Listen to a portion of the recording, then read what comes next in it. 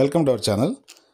2024-25లో intermediate లేదా తత్సమాన పరీక్ష క్వాలిఫై అయ్యి హైయర్ ఎడ్యుకేషన్కి ఇంకా ఎటువంటి అవకాశాలు ఉపయోగించుకున్నటువంటి విద్యార్థులకు ఆంధ్రప్రదేశ్లో కామన్ డిగ్రీ ఎగ్జామినేషన్స్ అడ్మిషన్స్కి నోటిఫికేషన్ రిలీజ్ అయింది. ఎంతో కాలంగా ఎదురు చూస్తున్నటువంటి ఈ నోటిఫికేషన్ ఇప్పుడు వచ్చింది. Andhra Pradesh degree admissions 2025-26 application process start అయింది.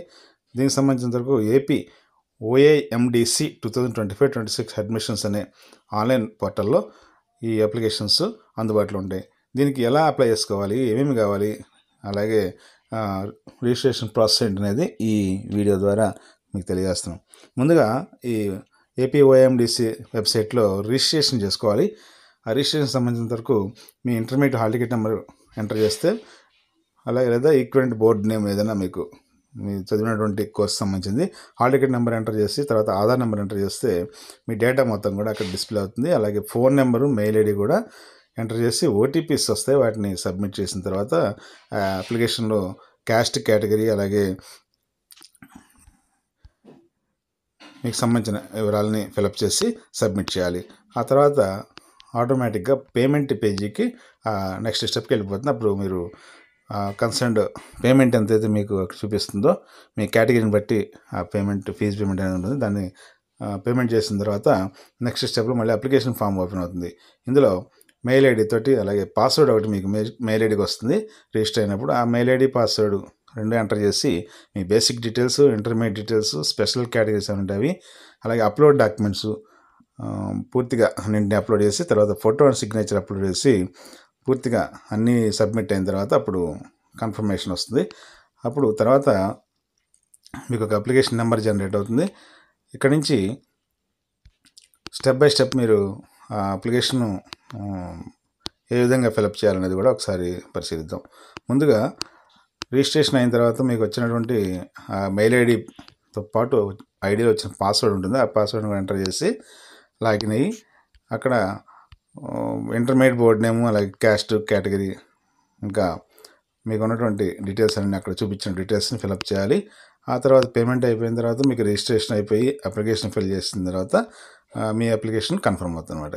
ఈ పర్సనల్ ఇన్ఫర్మేషన్లో ప్రధానంగా కేటగిరీ అలాగే క్యాస్ట్ సర్టిఫికేట్ నెంబరు, అంటే మీరు ఎస్సీనా బీసీనా అనేది ఇక్కడ సెలెక్ట్ చేస్తే దానికి సంబంధించిన సర్టిఫికేట్ నెంబర్ అడుగుతుంది. అలాగే మీ 10th క్లాస్లో విధంగా నేమ్ ఎంటర్ చేయాలి, క్యాండిడేట్ నేము. నెక్స్ట్ స్టెప్లో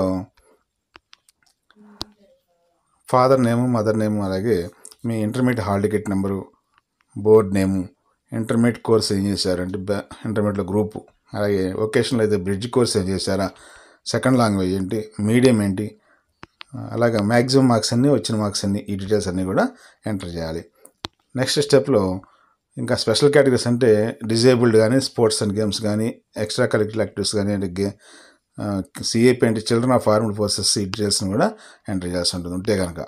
నెక్స్ట్ వచ్చి సర్టిఫికేట్స్ అన్నీ కూడా ఇక్కడ డీటెయిల్స్ని ఎంటర్ చేసేప్పుడు 4th నుంచి 7th వరకు అంటే 7th స్టడీ డీటెయిల్స్ అన్నీ కూడా ఎంటర్ చేయాలంటే ఇక్కడ స్కూల్ నేము అలాగే క్లాసు 6th నుంచి 10th వరకు ఇక్కడ చదివిన క్లాసు అలాగే స్కూల్ పేరు, ఇయర్ ఆఫ్ పాస్, ఇవన్నీ కూడా ఎంటర్ చేసిన తర్వాత మీకు లోకల్ నాన్ లోకల్ అనేటువంటి ఇక్కడ చూపిస్తుంది. అంటే ఏపీలో మీరు చదివినట్టయితే అది లోకల్గా ట్రీట్ చేస్తారు.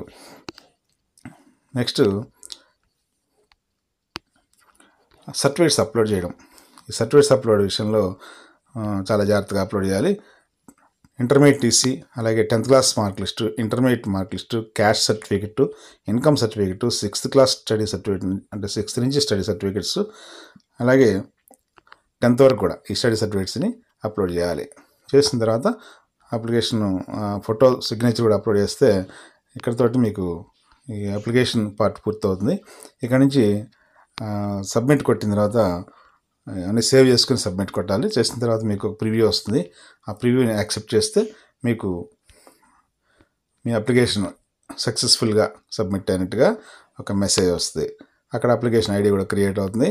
ఆ తర్వాత నెక్స్ట్ స్టెప్లో ఇది అయిపోయిన తర్వాత వెబ్ ఆప్షన్స్ అనేది కూడా